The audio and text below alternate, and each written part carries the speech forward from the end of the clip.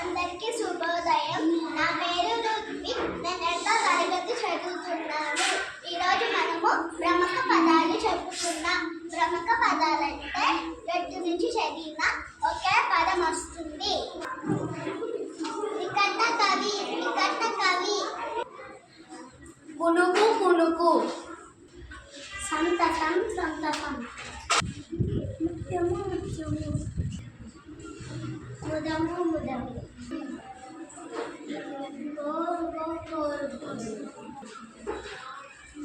టమాటా, టమాటా. జంబీర బీజం, జంబీర బీజం. మడమ మడమ. పులుపు, పులుపు. కోసుకో, కోసుకో. నంద సదన నంద సదన. వరవ, వరవ. నందనందనం నందనందనం.